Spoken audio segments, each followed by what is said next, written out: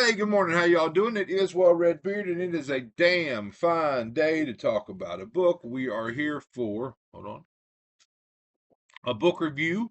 And today we're going to talk about the classic 1876 released The Adventures of Tom Sawyer by Mark Twain. Now, I did this in audio. It is a reread. I have read this book before.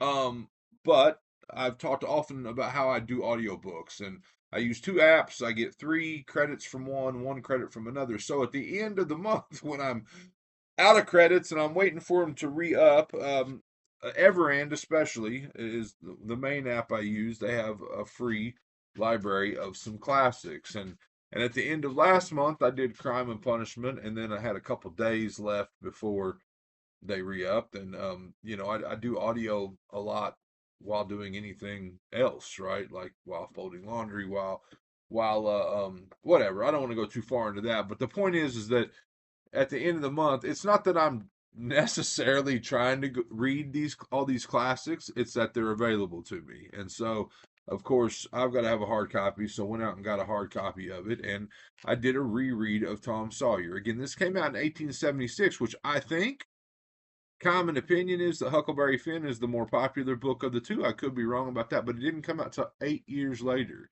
It came out in 1884. The book is written. The time period of this is supposed to be the 1840s. Now, we'll get a little bit of brief synopsis because there is only a brief synopsis on the back of this book, and then I'll talk about it a little bit. Tom Sawyer is sure to find trouble wherever the river leads him. On the banks of the Mississippi River, Tom Sawyer and his friend Huckleberry Finn seek out adventure at every turn. Then one fateful night in the graveyard, they witness a murder. The boys vow never to reveal the secret, and they run away to be pirates in search of hidden treasure. But soon Tom finds himself in the deepest trouble he's ever had to face. So yeah, that's a very, very brief summary. Um, this book is really basically, my understanding is a conglomeration of a lot of Mark Twain and boys he knew.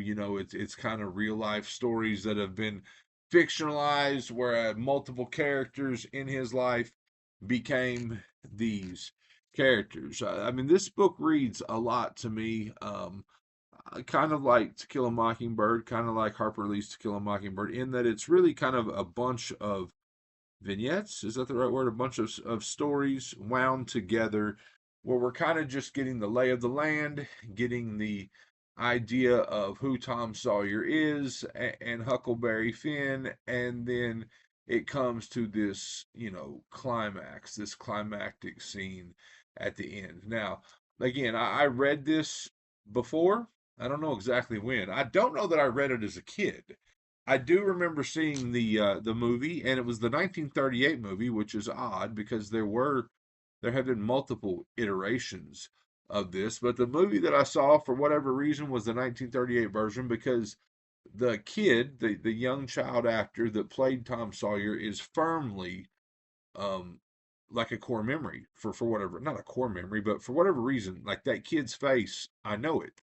And so when I kind of looked up to see like what version I'd seen, and because it was my first experience with Tom Sawyer and probably my first experience with Mark Twain, when I looked up, versions of the movie, I was like, well, that's the one I saw, but it was 1938, which I found odd. One thing I will say about this is that uh, the scene in that film is very, very much more climactic, in my opinion, than in the book. The book kind of breezes past the fact that Tom and Becky get lost, stuck in the caves, and Joe, the graveyard situation, Joe, who is kind of on the run, is hiding out in there, and Tom sees him, but there's not really this face off slash chase slash,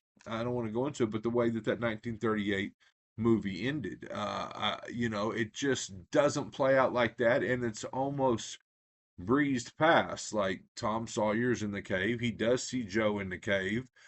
He eventually finds his way out of the cave and then tells the townspeople that Joe is in the cave, and the townspeople go back. But it's really, really, man, I don't want to say anticlimactic, and I damn sure don't want to say that the movie's better because I very, very rarely say that. I do say it in some cases, The Shining. But uh, yeah, I guess because I knew, because that's the image that I had in my head. I mean, I had very few images in my head about this. I had Tom Sawyer's face from the movie. I had the whitewashing scene. I had, the the boys getting lost and actually showing up at their own funeral, and I had the cave scene at the end. Those were like my four.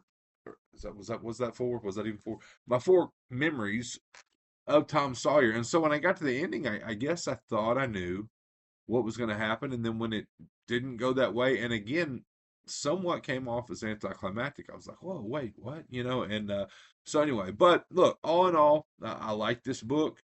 I gave it 3.5 stars. I mean, it's a classic. It's Mark Twain. It's Americana. At this point, it doesn't read like it was written in 1876. I can tell you that. It's funny because I just did Crime and Punishment, and I struggled. It's not my glasses off. I struggle with just about everything, but I struggled with Crime and Punishment. Really liked the opening section, the first 100 pages, and then it kind of slogged for me. And some of that you think is time period, right? You think that it's an old book from the 1800s, but this one's not like that at all. There was no slog, and it really is. Another funny thing that jumped out at me is I came up in the 80s. I was born in 1976, so I came of age in the 80s, and like we were way closer to Tom Sawyer.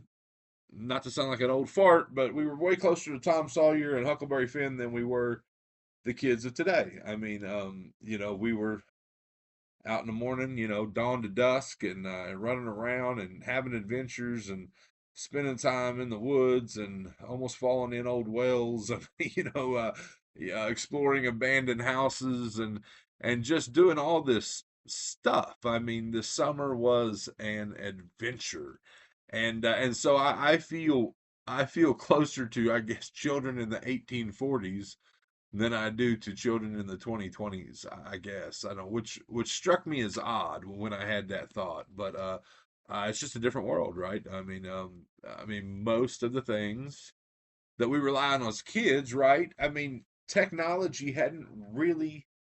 I mean, don't get me wrong, there was advancement in what automobiles and the telephone and whatever, but technology just hadn't advanced that much in the world of children, so as it has today. But anyway, I just found that thought odd, and wanted to bring it up. So this is Tom Sawyer. Uh, different ending than I thought and expected. Similar but different. And yeah, it's just like I said, enjoyable piece of literature, piece of American history, piece of Americana. And I gave it 3.5 stars. Yeah, this is Well Red Beard. Hope you enjoyed it, and I hope you're enjoying all your books, all of them, as much as I am. If not, you're reading the wrong damn books.